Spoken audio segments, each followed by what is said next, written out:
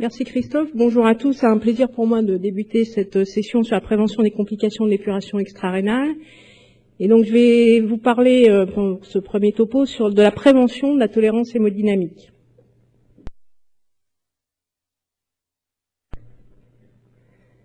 Alors, il est souvent bon de rappeler des évidences. L'épuration extra-rénale, c'est une technique invasive. On a un peu tendance à penser actuellement, avec l'amélioration des technologies appliquées en réanimation, que tous les gestes invasifs qu'on va faire ne le sont pas. Et donc, on va y revenir au cours de la présentation. Je pense qu'il vaut mieux éviter de faire les techniques invasives. Et si on a le choix, il vaut mieux peut-être ne pas dialyser un malade plutôt que de le dialyser.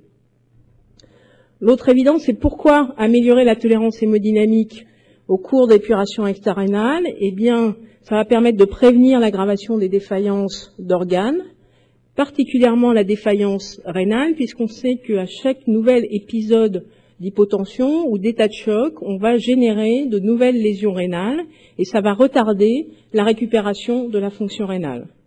Et à terme, si on arrive à prévenir l'aggravation des défaillances d'organes, à améliorer la récupération de la fonction rénale, on peut espérer arriver à diminuer la mortalité des patients qui ont besoin d'épuration extra-rénale dans les services de réanimation.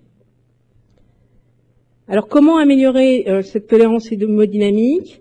La question que je vais développer sera, est-ce que c'est une question de réglage effectué au cours de l'épuration extra-rénale ou est-ce que c'est une question plutôt du choix de la technique? Est-ce que le choix de la technique va avoir un impact sur la tolérance et sur le pronostic de nos patients?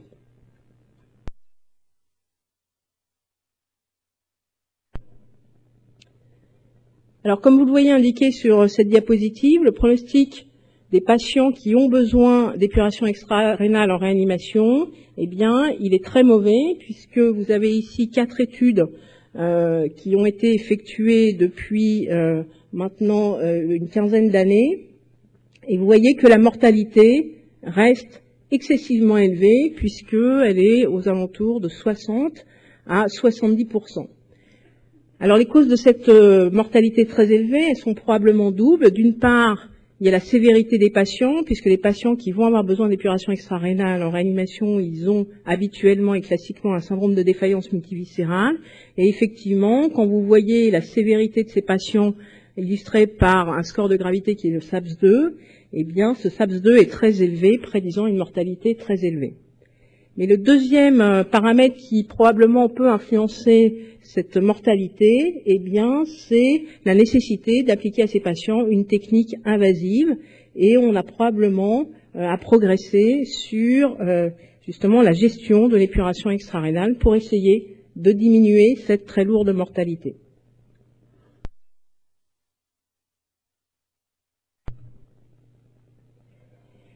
Donc l'épuration extra-rénale, c'est une technique invasive et la première complication, c'est l'instabilité hémodynamique.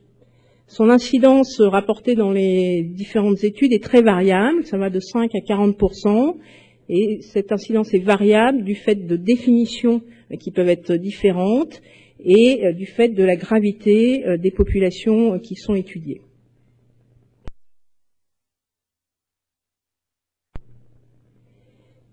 L'instabilité hémodynamique, c'est la première complication, comme nous l'illustre cette étude de cohorte. C'est une étude multinationale d'observation des pratiques d'à peu près 1000 patients traités par épuration extra-rénale continue. Bien que ce soit une technique qui, dans l'esprit des réanimateurs, est parfaitement bien tolérée d'un point de vue hémodynamique, on peut voir quand même que la première complication, puisque les différentes complications étaient recueillies durant le séjour des patients en réanimation, c'est l'apparition d'hypotension dans à peu près 20% des cas. On peut y ajouter l'incidence des arythmies, puisque ça concerne également l'hémodynamique, à peu près 4%, et ces complications donc, sont plus fréquentes que les complications hémorragiques liées à la nécessité d'utiliser des traitements anticoagulants. Donc les hypotensions, c'est une réalité au cours d'épuration extra-rénale.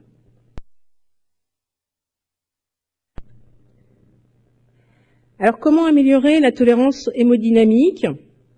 Je vais insister sur 2 paramètres de réglage qui concernent à la fois l'hémofiltration continue ou l'hémodialyse intermittente. Ces deux réglages sont, à mon avis, les deux principaux qui vont nous permettre d'améliorer la tolérance hémodynamique. Le premier, ça va être la gestion du bilan hydrique de nos patients. L'épuration extra-rénale, c'est le plus puissant des diurétiques dont on dispose. Quand vous faites une injection d'un diurétique à un patient, il a au moins la possibilité de ne pas y répondre, c'est-à-dire de ne pas uriner, et vous n'allez pas aggraver une hypovolémie qui était déjà existante. En revanche, quand vous prescrivez un bilan hydrique négatif au cours d'une séance d'épuration extra-rénale, le patient est obligé d'avoir cette perte hydrique, et donc, si vous vous êtes trompé dans votre évaluation du patient, ça va mal se passer. Le deuxième paramètre qui me paraît très important, c'est la gestion de la balance thermique. Et son objectif, ça va être de prévenir l'accumulation de chaleur qui va être produite pendant les séances d'épuration extra-rénale. Et cette prévention d'accumulation de chaleur va éviter une augmentation de la température corporelle du patient et favoriser la vasoconstriction qui, entre autres, va permettre de s'adapter à une déplétion si elle est prescrite.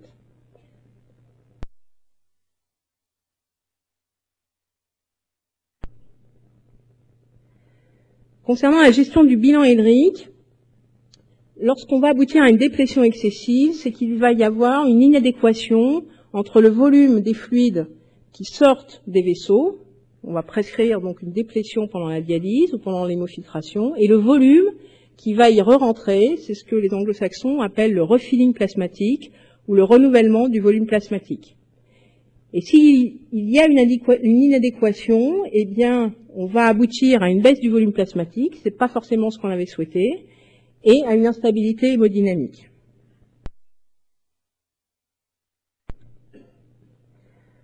Alors, comment ça fonctionne le renouvellement du volume plasmatique? Eh bien, vous avez ici l'espace intravasculaire. Je vous rappelle que la machine d'épuration extra-rénale, évidemment, elle est branchée sur ce secteur vasculaire. Et les fluides qui vont s'accumuler, particulièrement chez un malade qui va avoir un trouble de perméabilité, ils vont s'accumuler plutôt dans le secteur interstitiel et dans l'espace intracellulaire. Et donc l'objectif du refilling, c'est que si vous faites une déplétion hydrique ici à travers la membrane, vous allez donc soustraire du liquide au niveau des vaisseaux. C'est ce qu'on peut rechercher quand on traite un malade qui a une insuffisance cardiaque congestive, mais ce n'est pas la majorité de nos patients. Eh bien, il va falloir qu'il y ait un renouvellement de ce volume plasmatique. L'eau va provenir de l'espace interstitiel et de l'espace intracellulaire. Ce renouvellement, il fait appel à deux principes physiologiques. Le premier, c'est le gradient osmotique, qui va permettre à l'eau de sortir de l'espace intracellulaire. Et le deuxième, c'est la loi de Starling, qui va permettre, s'il y a une pression hydrostatique élevée dans l'interstitium, à l'eau de retourner dans le secteur vasculaire. Ce refilling au niveau de la paroi capillaire, il ne sera possible que si vous avez une perméabilité qui n'est pas trop altérée. Si vous avez un syndrome inflammatoire systémique avec un trouble de perméabilité, eh bien, il est illusoire d'espérer que l'eau qui s'est accumulée dans le secteur interstitiel puisse retourner dans les vaisseaux. Et c'est pour ça qu'il est particulièrement dangereux de prescrire une déplétion hydrique chez un patient qui est à la phase aiguë d'un choc septique ou d'un choc inflammatoire.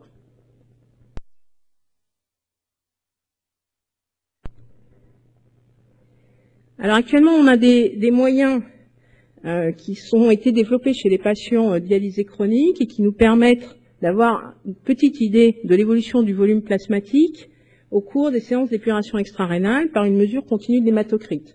C'est un outil qui n'est pas du tout pour l'instant développé dans les services de réanimation. Pour que la mesure de l'hématocrite soit le reflet du volume plasmatique, il faut bien sûr que le patient ne soit pas transfusé ou ne saigne pas. Et on va pouvoir voir qu'il existe plusieurs phases au cours d'une épuration extra-rénale où vous effectuez une déplétion hydrique. La première phase, eh bien, le volume plasmatique va baisser puisque le renouvellement du volume plasmatique, les mécanismes qui vont permettre n'ont pas encore été mis en jeu et l'eau va provenir uniquement du secteur vasculaire. La deuxième phase, vous voyez que la baisse va être freinée et cette baisse est freinée puisqu'il va y avoir une mobilisation de l'eau interstitielle qui va retourner dans le secteur vasculaire. Puis de nouveau, le volume plasmatique va baisser et de nouveau, ça va être freiné. lorsque l'eau intracellulaire va être mobilisée et va pouvoir regagner le secteur vasculaire via l'interstitium. Enfin, si vous arrêtez ici la déplétion, vous pouvez voir qu'il y a une remontée du volume plasmatique. Et donc ça signifie que, 1, le patient a un renouvellement du volume plasmatique efficace, et que 2, il reste de l'eau accumulée dans le secteur interstitiel et dans le secteur intracellulaire, ce qui veut dire que le patient n'a pas atteint ce qu'on peut appeler son poids sec.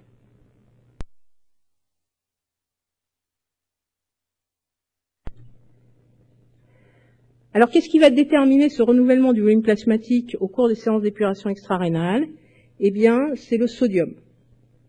C'est la charge osmotique qui va déterminer donc ce renouvellement. Alors, le sodium, quand on traite un patient par hémodialyse, eh bien, ce qui va être déterminant, c'est la concentration de ce sodium dans le dialysat qui va circuler dans la membrane.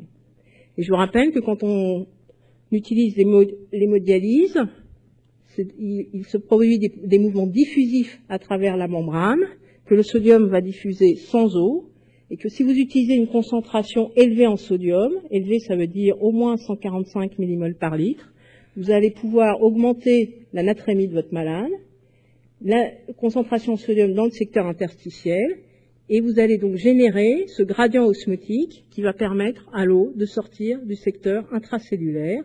Et si votre perméabilité capillaire est à peu près conservée, l'eau va pouvoir retourner dans le secteur vasculaire. Lorsqu'on utilise l'hémofiltration, eh bien la charge osmotique sodée, elle n'est pas dans le dialysat, puisque vous savez qu'en hémofiltration, il n'y a pas de dialysat.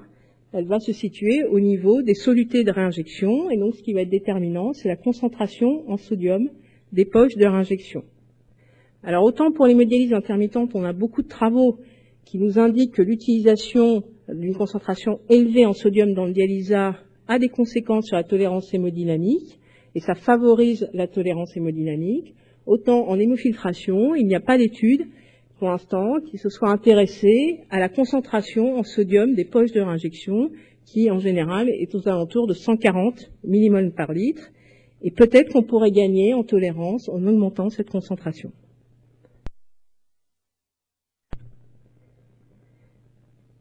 Alors, on a une étude qui illustre parfaitement la problématique d'une mauvaise gestion des fluides avec l'épuration extra-rénale. C'était pas le but initial de cette étude, qui est l'étude de Schiffel, qui a été publiée il y a quelques années dans le New England, dont l'objectif était d'étudier l'impact de la dose de dialyse sur le pronostic des patients. Les patients étaient traités par hémodialyse intermittente, soit quotidienne, soit tous les 2 jours. Et la dose de dialyse, d'épuration de l'urée, était plus élevée, bien sûr, quand on était dialysé tous les jours. Les résultats de cette étude étaient assez intéressants, puisque vous voyez qu'il y avait une réduction de la mortalité quand on était dialysé tous les jours, et une durée d'insuffisance rénale plus courte. Et les auteurs suggéraient qu'une dose de dialyse plus importante avait permis de réduire cette mortalité. Mais en fait, il faut bien regarder les réglages qui étaient effectués au cours des séances de dialyse, et vous voyez que la perte hydrique qui était prescrite était beaucoup plus importante, 1 litre par heure en moyenne, quand les patients n'étaient dialysés que tous les 2 jours. Et la tolérance hémodynamique était bien sûr très différente, avec beaucoup plus d'hypotension quand les patients avec une perte hydrique supérieure, et ce qui a pu parfaitement intervenir dans la différence sur la mortalité et surtout sur la récupération de la fonction rénale.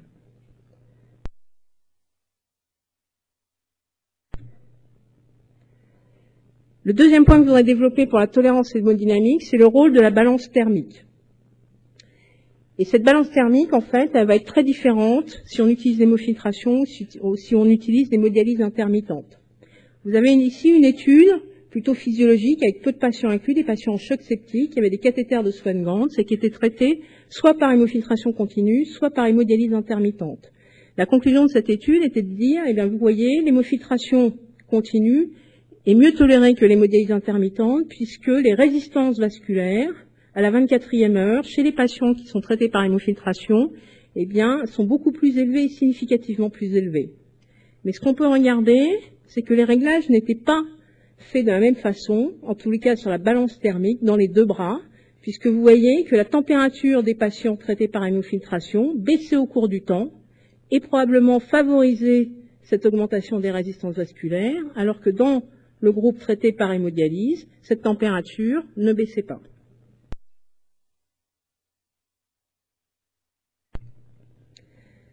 Alors la balance thermique au cours d'épuration extra-rénale, comment ça fonctionne?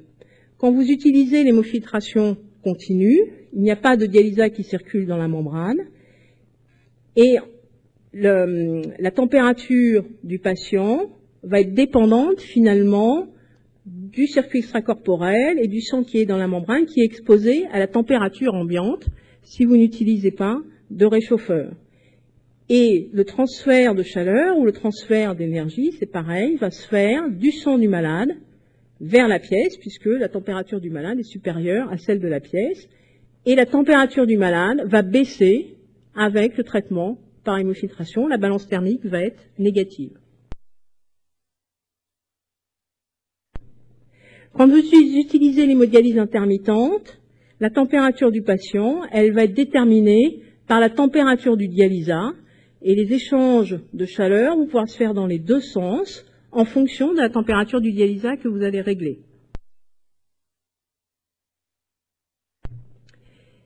Et chez les patients dialysés chroniques, il a été bien montré que si on voulait maintenir constante la température du patient pendant l'hémodialyse intermittente et évacuer l'accumulation de chaleur qui était produite au cours de la séance, il fallait absolument diminuer la température du dialysat, la régler inférieure à la température du patient pour que le transfert de chaleur se fasse du sang du patient vers le dialysat. Chez un patient dialysé chronique, ce qui est retrouvé, c'est que le delta de température entre la température du dialysat et celle du patient doit être d'au moins 1 degré en dessous afin de maintenir constante la température corporelle du patient. Chez un patient de réanimation, on n'a pas beaucoup de données. Dans notre expérience, on a remarqué qu'il faut au moins 2,5 degrés d'écart avec la température du patient pour éviter que la température corporelle augmente.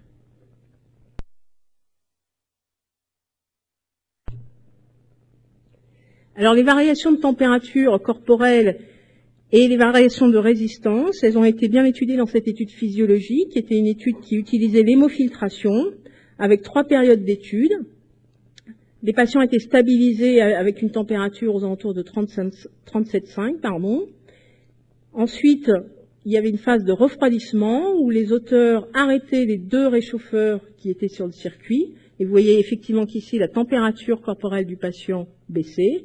Et une 3e phase où les 2 réchauffeurs étaient remis en fonction. Et vous voyez que la température corporelle des patients réaugmentait.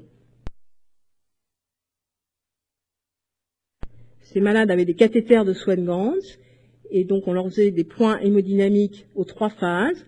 Et vous voyez que pendant la période où les réchauffeurs étaient arrêtés, où la température corporelle diminuait, eh bien les résistances vasculaires systémiques augmentaient avec une augmentation de la pression artérielle moyenne.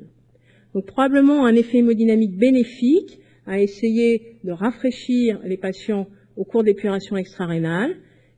Rafraîchir, ça ne veut pas dire induire des hypothermies, et bien sûr, il faut prévenir les hypothermies profondes quand on utilise l'hémofiltration continue. L'autre point à souligner, c'est que c'est une étude physiologique avec une période d'étude d'1h30 et que les effets à long terme de ce rafraîchissement ne sont pas bien étudiés.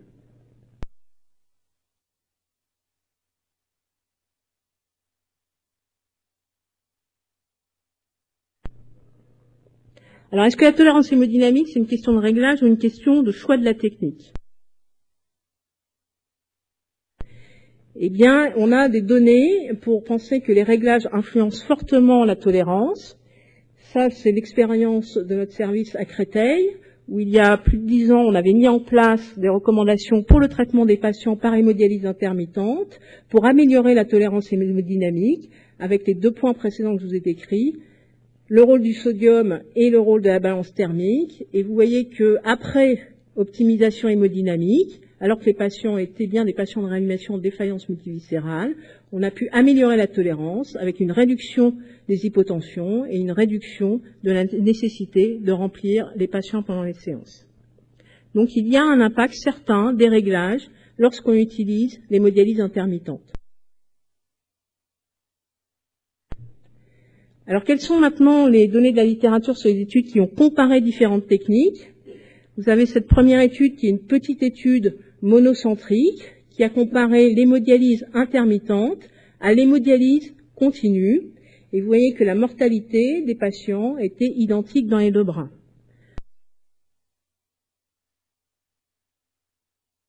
En revanche, cette étude a retrouvé une différence sur la tolérance hémodynamique, avec une pression artérielle moyenne qui était plus faible chez les patients traités par hémodialyse intermittente, et une gestion de la balance hydrique qui était plus favorable chez les patients traités 24 heures sur 24. La limite de cette étude, c'est que les conditions de réalisation de l'hémodialyse intermittente n'étaient pas indiquées dans le protocole d'étude.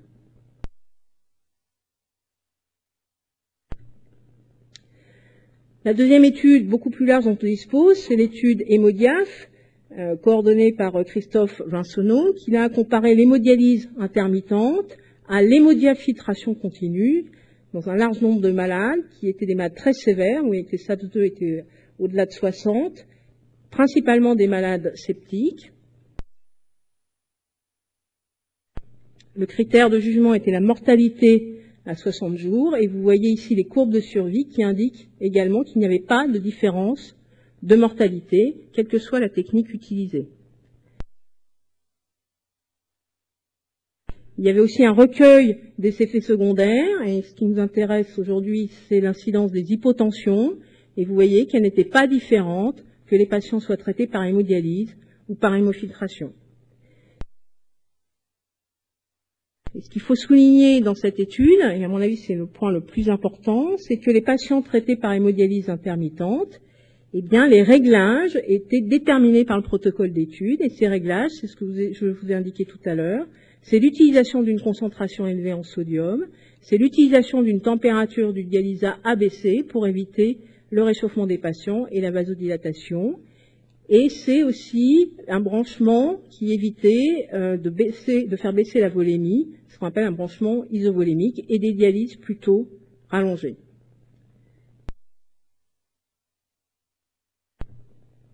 Enfin, la dernière étude dont on dispose, qui n'est pas encore publiée, c'est l'étude pratiquée en Belgique, où là, l'hémofiltration était également comparée à l'hémodialyse intermittente, avec des modalités d'hémodialyse intermittente adaptées également aux patients de réanimation, des dialyses quotidiennes, plutôt prolongées, et encore une fois, vous voyez que la mortalité n'est pas différente, et sur la tolérance hémodynamique, il n'y avait pas non plus de différence. Donc ces études comparatives suggèrent qu'il n'y a pas de différence sur la tolérance, et donc pas de différence sur la mortalité, quelle que soit la technique utilisée, à partir du moment où l'hémodialyse est utilisée dans des conditions qui permettent une bonne tolérance chez les patients de réanimation.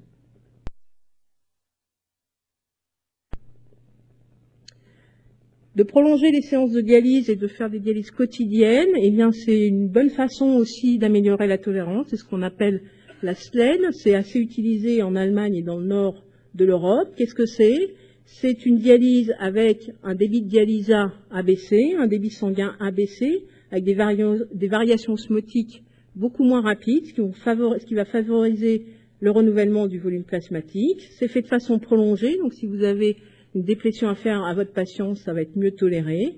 Et cette étude avait comparé de façon randomisée l'hémofiltration à ce type d'hémodialyse intermittente, là encore des données de cathéter de Swan-Ganz, et vous voyez que la tolérance était la même, quelle que soit la technique. Et ce qu'il faut noter également, c'est que chez les patients traités par hémodialyse, eh bien, vous voyez que l'évolution de leur température corporelle était là à la baisse, et c'était comparable à l'évolution de la température des patients traités par hémofiltration.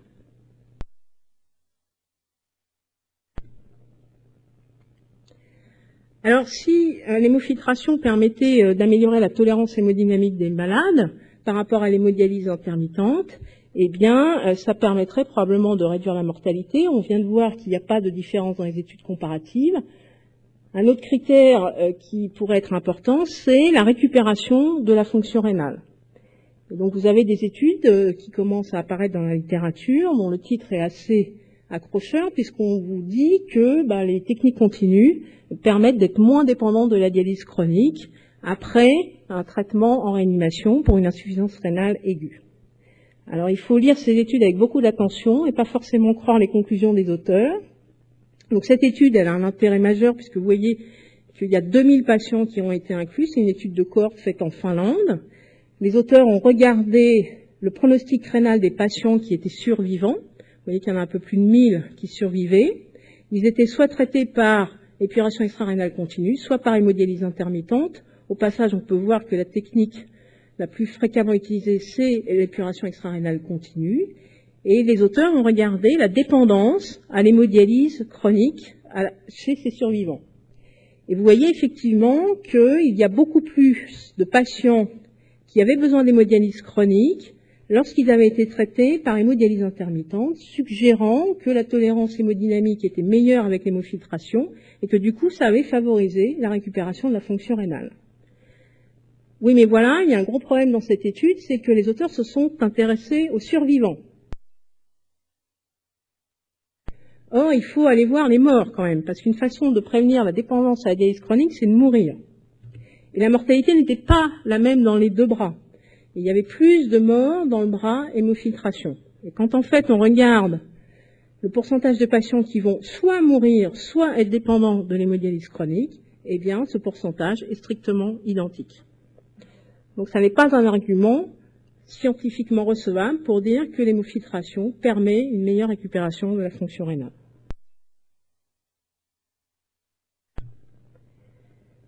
Enfin, quand débuter l'opération extra-rénale, eh bien, ça c'est le problème de la balance bénéfice-risque. C'est un geste invasif et il faut éviter les gestes invasifs inutiles, mais en revanche, il faut effectivement arriver à contrôler le métabolisme et le bilan hydrique des patients qui sont le plus souvent anuriques. La tendance actuelle est de mettre dans la balance le contrôle de l'inflammation, auquel cas on pourrait se dire c'est une technique qui va être bénéfique et je vais pouvoir la débuter précocement pour essayer de contrôler l'inflammation, particulièrement chez les patients qui ont un choc septique.